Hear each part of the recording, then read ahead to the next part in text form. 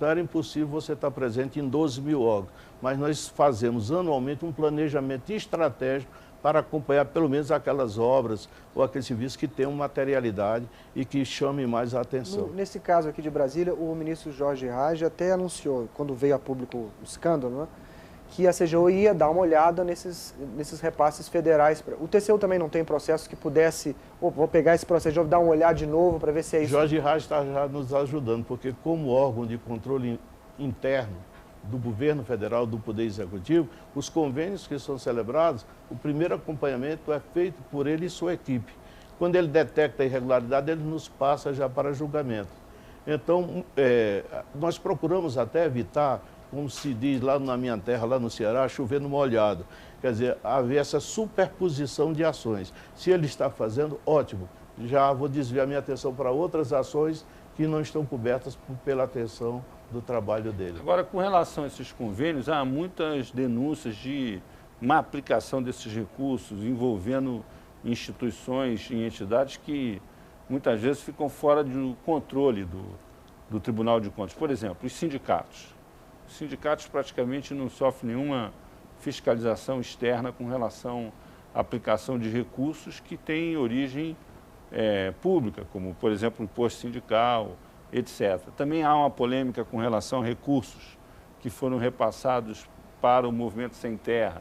Como o tribunal está acompanhando isso? O que o tribunal pode fazer, o que ele não pode fazer? Naquilo que a legislação nos assegura fazer a fiscalização, porque há casos em que a legislação nos impede de atuar, mas, por exemplo, no caso de ONGs, dessas entidades que são repassadas recursos, nós atuamos firmemente, temos várias auditorias, responsabilizamos já vários gestores, aplicadores desses recursos, porque, em verdade, quando você falou no caso dos movimentos sem terra, os convênios são celebrados com cooperativas que repassam para ações no movimento sem terra. Então, isso tem sido acompanhado pelo tribunal, dentro daquela linha de ações em que a materialidade exige a nossa presença. Eu conheço já de vários processos que foram realmente instalados, processos de auditoria que foram instalados e já muitos deles concluídos com sanções, e a partir daí há uma outra questão que eu sempre tenho lutado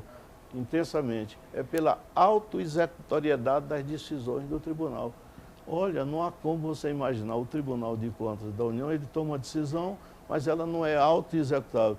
Então, nós nos valemos, tem sido um apoio prestimoso da AGU, que vai demandar na Justiça para tornar aquela ação efetiva, quando ela podia se executar naquele momento. E a AGU, agora nós estamos avançando até... Houve um caso famoso das filantrópicas, de repasse de verbas para entidades filantrópicas, que virou um escândalo. E que fim levou esse caso? O que aconteceu? Olha, ainda tem remanescentes sobrando, porque a quantidade de processos era uma coisa impressionante. Mas eu posso dizer que a parte do tribunal está praticamente toda cumprida, foram apenados os responsáveis, isso hoje está no âmbito do Poder Judiciário, nos recursos que foram intentados contra as decisões do Tribunal de Contas da União, que foi pela apenação dos responsáveis, pela devolução dos recursos recebidos indevidamente. Ministro, nós vamos ter que fazer mais um intervalo, voltamos daqui a pouco, aqui na TV Brasil, com 3-1.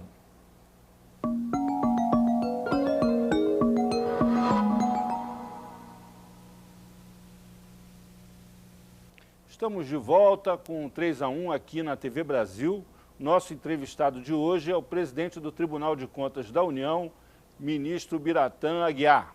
Participam dessa nossa conversa, nesse terceiro e último bloco, o jornalista Daniel Pereira, do Correio Brasiliense, e Francisco Leali, também jornalista do jornal O Globo. Nós vamos abrir esse bloco com mais uma pergunta de telespectador. Como o senhor avalia o governo do Lula do ponto de vista ético e da corrupção?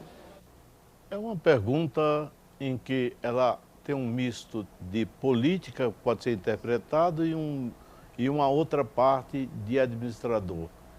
Eu entendo que o Tribunal de Contas cabe analisar contas, e isso faz de forma muito clara, muito precisa, e os nossos votos estão aí para demonstrar, as auditorias estão aí para falar.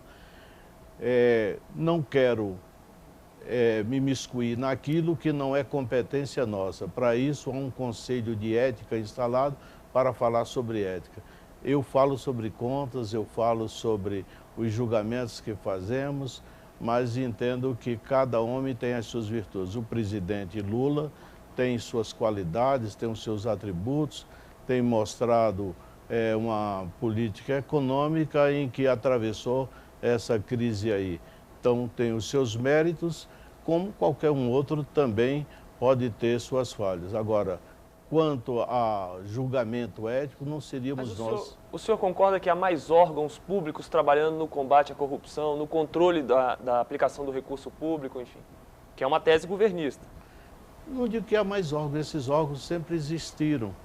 Se eles estão mais sintonizados, afinados, trabalhando conjuntamente, se aprimorando, que é até uma das questões que se debate muito hoje, que os órgãos de fiscalização estão com um pessoal melhor remunerado, mais até qualificado do que aqueles que estão executando. Então, o que nos leva a uma pergunta já de um bloco anterior, de que vamos qualificar e vamos dar condições àqueles que estão executando. Esse é o nosso voto. Mas você acha que então tem mais fiscalização do que casos de corrupção? Porque tem gente que diz que tem mais casos de corrupção. Não, eu não posso dizer que haja mais casos de corrupção. Eu teria que fazer até um estudo comparativo, vamos dizer, de 50 anos, de 100 anos, para depois não estar dizendo que estou situando nesse ou naquele período, que não nos cabe fazer esse tipo de análise. Mas o que nós podemos dizer é que os órgãos de controle estão procurando cumprir com a sua missão, com o seu trabalho e com o seu papel. Ministro, mas há uma discussão no Congresso no sentido de limitar a atuação do TCU no plano legal mesmo, no plano institucional, com o argumento de que o TCU estaria extrapolando nas suas atividades. O senhor, inclusive, reagiu a isso. Qual é de fato a discussão? Qual é a questão que está em jogo aí? Olha, nós não extrapolamos, nós cumprimos a lei. A lei quem faz é o Congresso Nacional. No momento em que se limitar, se for o caso, que eu não acredito, as ações de um órgão de controle, você está limitando o Congresso Nacional. Ele será mais alcançado, e muito mais que ele, a sociedade, porque ele representa, o Congresso Nacional representa o sentimento da nação. Então, essa questão de limitar ou não, que eu não acredito que venha a acontecer, até porque a moderna administração mundial aposta exatamente no mecanismo de controle, como apostou a iniciativa privada. Iniciativa privada é controle de estoque, é controle de pessoal, é o controle do produto que fabrica. Em tudo está presente a ação do controle. Por que não poderia ser eficiente também na administração pública? Ministro, houve uma reação muito forte do governo quando o tribunal recomendou a suspensão de uma pequena quantidade de obras do PAC. O senhor não teme que o tribunal seja puxado para o centro do debate eleitoral no ano que vem? Não é nossa praia. Esse debate, nós sempre temos dito lá, da rua para fora. Internamente, o nosso debate e a nossa discussão é de natureza técnica. Nós trabalhamos com duas ferramentas, a lei e a norma técnica. Dela nós não podemos nos afastar. Mas é possível manter da rua para fora, tendo o ex-ministro de Relações Institucionais compondo o tribunal, tendo ex-deputados, um ex-ministro do governo anterior, enfim? Olha, todos esses que estão lá têm um compromisso. O primeiro, quando chega lá, é que já esteja desfiliado e esteja também suspenso da ordem a que pertença. E lá dentro não há espaço para que isso aconteça. Partidarização, não há espaço dentro do tribunal. O nosso compromisso é da área do controle. E se nós falharmos, o prejuízo maior é para o Estado brasileiro. Mas o ministro normalmente dita um pouco o ritmo do processo. Ele pode chamar, pedir para o processo ser votado ou não.